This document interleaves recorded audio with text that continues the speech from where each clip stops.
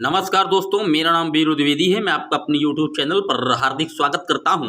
उम्मीद करता हूं कि आप बेहतर होंगे, आपका परिवार बेहद उम्दा और स्वस्थ और मस्त होगा। आज हम बात करेंगे हिंदी के कुछ महत्वपूर्ण प्रश्नों की, जो कि आगे आने वाला यूपी टेट हो या सुपर टेट हो या DSSB या KVS का एग्जाम हो, यहाँ से आप प्रश्न को बनते हुए देखेंगे पेपर में। आपके सामने जब पेपर होगा तो यहाँ से प्रश्न आपको उस पेपर में छपे मिलेंगे दोस्त। आइए चलते हैं, शुरू करते हैं अपने प्रश्नों की ओर, श्रृंखला को बढ़ाते हैं। पहला प्रश्न है, हिंदी का पहला पत्र कौन सा है? तो बता दें, हिंदी का जो पहला पत्र था वो है उदंत मार्तंड। और उदंत मार्तंड की रचना किसने की थी? तो पंडित जुगल किशोर जी ने उदंत मार्तंड का सबसे पहले जो है प्रतिपादन किया था। ये ऑप्शन एकदम करेक्ट है। बढ़ते हैं अपने अगले प्रश्न की ओर। किस कवि को कवियों का कवि कहा जाता है? यानी जो कवियों का कवि हो तो उस कवि को कहते हैं शमशेर बहादुर सिंह। बी ऑप्शन एकदम करेक्ट है। चलते हैं अपने अगले प्रश्न की ओर। आधुनिक हिंदी साहित्य की पहली आत्मकथा के लेखक कौन माने जाते हैं? तो जो पहली आत्मकथा के लेखक माने जाते हैं वो बाबू श्याम सुंदर दास को माना जाता है। ए ऑप्शन एकदम करेक्ट है। चलते हैं अपने अगले प्रश्न की ओर। घनानंद को किस युग का कवि माना जाता है? तो जो घनानंद जी थे ये रीतिकाल के कवि माने जाते हैं। सी ऑप्शन एकदम करेक्ट है। चलते हैं अपने अगले प्रश्न की ओर। काशी नागरी प्रचारणी सभा की स्थापना किस वर्ष हुई? तो जो काशी नागरी प्रचारणी सभा है इसकी स्थापना 1893 ईस्वी में हुई थी। ए ऑप्शन एकदम करेक्ट है। चलते हैं अपने अगले प्रश्न की ओर। बहुभाषिकता क्या है? तो जो बहुभाषिकता है ये जो है बच्चे के संज्ञानात्मक विकास में सहायक होती है। बी ऑप्शन एकदम करेक्ट है। बहुभाषिकता को हमें एक संसाधन के रूप में लेना चाहिए। मान लीजिए कोई क्लास में आप पढ़ा रहे हैं, वहाँ पर विभिन्न प्रकार के बालक आपसे पढ़ रहे हैं, तो हो सकता है कि हर बालक की मातृभाषा अलग अलग हो, तो हमें उसकी मातृभाषाओं का सम्मान करना है। यही बहुभाषिकता कहलाती है, नोट कर लीजिएगा। बढ़ते हैं अगले प्रश्न की ओर। आप जो ये श्रृंखला देख रहे हैं ये MP टेट हो या सुपर टेट का एक मॉडल पेपर की तरह आप इसे देखिएगा। इसमें मॉडल पेपर के जरिए से क्वेश्चनों को ऐड किया गया है। जब तक तोड़ेंगे नहीं तब तक छोड़ेंगे नहीं। आइए चलते हैं अगले प्रश्न की ओर। भाषा में सीखने और भाषा अर्जित करने में अंतर का सर्वप्रमुख कारण कौन सा है? तो जो भाषा में सीखने और भाषा अर्जित करने में अंतर का सर्वप्रमुख कारण है वो है भाषाई परिवेश। सी ऑप्शन एकदम करेक्ट है।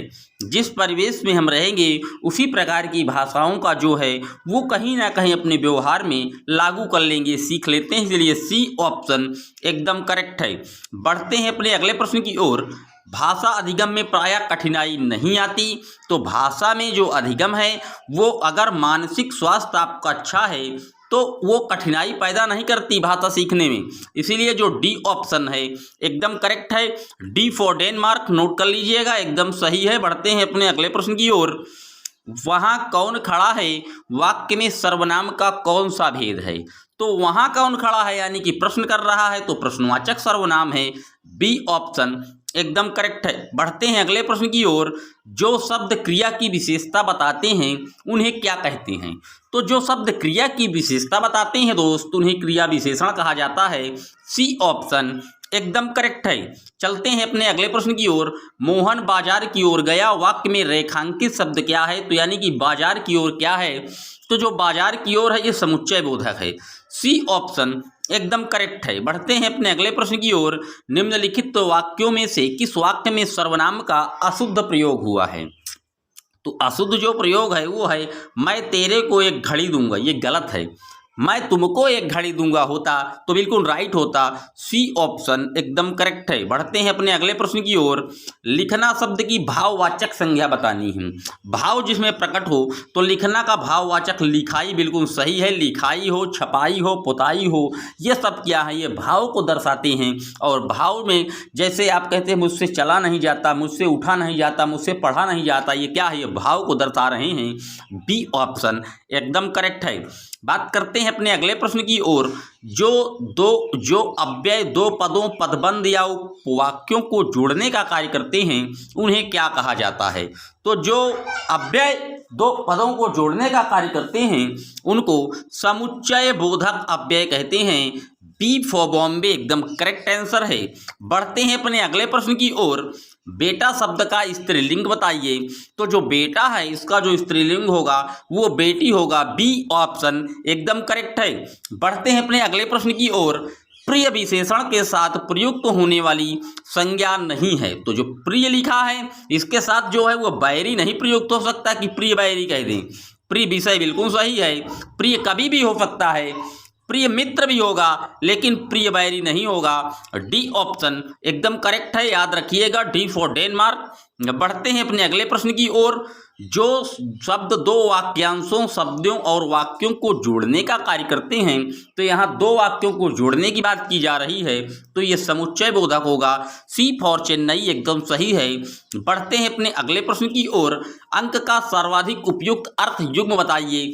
तो एक अंक माने होता है संख्या और एक अंक माने होता है अंक भरना। कहते नहीं है तो आप गोद में जिसको गले मिल रहे हैं ये भी कह सकते हैं। तो बी फॉर बॉम्बे एकदम करेक्ट आंसर है। चलते हैं अगले प्रश्न की ओर। अरण्य रोदन का अर्थ क्या है? तो अरण्य रोदन मतलब व्यर्थ में अपनी विपदा सुनाना, ये अरण्य रोदन के अंतर्गत आता है। डी फॉर डेनमार्क एकदम सही है। चलते हैं अपने अगले प्रश्न की ओर। भाषा शिक्षण प्रक्रिया में आवश्यक है। तो जो भाषा शिक्षण में आवश्यक है वो है छात्रों को भाषाई कौशल से परिचित कराना। जब हम बालक को भाषा सीखने के लिए उसकी विभिन्न गतिविधियों को, उसकी जो प्रोबेबिलिटी है, जो उसकी शुरुआत के तरीके हैं जहाँ से भाषा सीखने में वो रुचि लेगा, उसको हम मोटिवेट करके पहले बता देंगे तभी तो भाषा सीख पाएगा। इसीलिए डी फॉर डेनमार्क एकदम करेक्ट है। बढ़ते हैं अपने अगले प्रश्न की ओर। अध्यापक द्वारा छात्रों की क्षमता के अनुसार पाठ को पढ़ाना डैश डैश है। तो ये जो अध्यापक है बालकों की जो क्षमता के अनुसार पढ़ा रहा है तो वो कहीं ना कहीं व्यक्तिगत विभिन्नता का ध्यान रख रहा है। ए ऑप्शन एकदम करेक्ट है। बात आई है व्यक्तिगत विभिन्नता की, तो बता दें व्यक्तिगत विभिन्नता की बात सबसे पहले फ्रांसिस गाल्टन महोदय ने की थी, नोट कर लीजिएगा। बढ़ते हैं अपने अगले प्रश्न की ओर। बीएफ स्किनर का संबंध है। तो जो बीएफ स्किनर हैं ये पुनर्बलन सिद्धांत से इनका संबंध था। सबसे पहले इन्होंने ही पुनर्बलन की बात की थी। बाद में क्लार्क हल को पुनर्बलन का जन्मदाता माना जाता है। पुनर्बलन में सबसे अच्छा जो पुनर्बलन होता है वो आंशिक पुनर्बलन होता है। ए फॉर अमेरिका एकदम करेक्ट है। बढ़ते हैं अपने अगले प्रश्न की ओर। निम्नलिखित शब्दों में से किसमें विसर्ग संधि है? तो जो विसर्ग संधि है वो है नरेंद्र में। नरह धन इंद्र, नरेंद्र में विसर्ग संधि है। बी ऑप्शन एकदम करेक्ट है। बात करते हैं अगले प्रश्न की। तरणी का पर्यायवाची शब्द क्या है? तो तरणी का जो होता है वो सूर्य होता है। अगर तरणी लिखा हो तो आप नाव मार दीजिएगा। छोटी मात्रा लगी है तो सूर्य है, बड़ी की मात्रा लगी होती तरणी में तो नाव हो जाता। नोट कर लीजिएगा। ए फॉर अमेरिका एकदम करेक्ट आंसर है। बढ़ते हैं अपने अगले प्रश्न की ओर। इंद्रियों को जीतने वाले के लिए एक शब्द। तो जो इंद्रियों को जीतने वाला है उसको हम जितेंद्रिय कहते हैं। डी ऑप्शन एकदम करेक्ट है। दोस्त अगर आपको ये प्रश्न अच्छे लग रहे हैं तो चैनल को तुरंत सब्सक्राइब करें, वीडियो को लाइक करें, शेयर करें। चलते हैं अगले प्रश्न की ओर। सज्जन शब्द में कौन सा समास है? तो सज्जन मतलब कोई व्यक्ति कैसा है, सज्जन है, तो उसकी विशेषता कहीं ना कहीं बता रहा है। इसलिए ये क्या है, ये कर्मधारय समास के अंतर्गत आता है। जहाँ पर विशेषण और विशेष्य का खेल होता है वो कर्मधारय समास के अंतर्गत आते हैं। ए फॉर अमेरिका एकदम करेक्ट है। बढ़ते हैं अपने अगले प्रश्न की ओर। सम उपसर्ग से बना शब्द कौन सा है? तो जो सम उपसर्ग से बना शब्द है वो है संयोग। ए ऑप्शन एकदम करेक्ट है। हिंदी में उपसर्गों की बात की जाए तो 10 उपसर्ग माने गए हैं। संस्कृत में उपसर्गों की बात की जाए तो 22 उपसर्ग माने गए हैं। नोट डाउन कर लीजिएगा। बढ़ते हैं अगले प्रश्न की ओर। रंगीला शब्द में किस प्रत्यय का प्रयोग हुआ है? तो रंगीला में ईला प्रत्यय का प्रयोग हुआ है। डी ऑप्शन एकदम सही है। प्रत्यय दो प्रकार के होते हैं, कृत प्रत्यय और तद्धित प्रत्यय। नोट कर लीजिएगा। चलते हैं अगले प्रश्न की ओर। निम्नलिखित शब्दों में किसमें व्यंजन संधि है? तो जो व्यंजन संधि है वो सत्कार में है। सी ऑप्शन एकदम करेक्ट है। सत्कार में व्यंजन संधि है। नोट डाउन कर लीजिएगा। चलते हैं अगले प्रश्न की ओर। कुंडलियां छंद में कितने चरण होते हैं? तो जो कुंडलियां छंद हैं इनमें 6 चरण होते हैं। बी ऑप्शन एकदम करेक्ट है। चलते हैं अगले प्रश्न की ओर। जहां एक ही वर्ण की बार बार आवृत्ति होती है वहां कौन सा अलंकार होता है? तो जहां एक ही वर्ण की बार बार आवृत्ति हो वहां तो अनुप्रास अलंकार होता है, बी ऑप्शन एकदम सही है। लेकिन जहां पर एक ही वर्ण दो बार आ जाए मान लीजिए और दोनों का अर्थ अलग अलग हो तो वहां यमक अलंकार होता है। जैसे कनक कनक ते सौगुनी में है, एक कनक का अर्थ सोना होता है, एक कनक का अर्थ अधूरा होता है, तो ये यमक अलंकार होते हैं, ये भी आप नोट रखिएगा। चलते हैं अगले प्रश्न की ओर। व्याकरण के नियमों को कंठस्थ नहीं करवाया जाता, तो आगमन जो विधि है इसमें हम व्याकरण के नियमों को कंठस्थ नहीं करवाते बल्कि हम इसे इनमें जो है उदाहरण के माध्यम से प्रत्यक्ष जो है उदाहरण दिखाकर और नियम की ओर ले चलते हैं। तो आगमन जो विधि है ये बहुत अच्छी विधि है बालकों के लिए, और आगमन विधि के जो जनक माने जाते हैं वो अरस्तु माने जाते हैं। नोट डाउन कर लीजिएगा। ये प्रश्न आपको कैसे लगे कमेंट बॉक्स में बताइएगा। आज बस इतना ही दोस्त, मिलेंगे जल्द ही आपसे एक और वीडियो में। तब तक के लिए जय हिंद जय Bharat. Thanks for watching my video. Channel को सब्सक्राइब शेयर और वीडियो को लाइक जरूर करें। मिलते हैं एक और वीडियो में, तब तक के लिए जय हिंद जय भारत।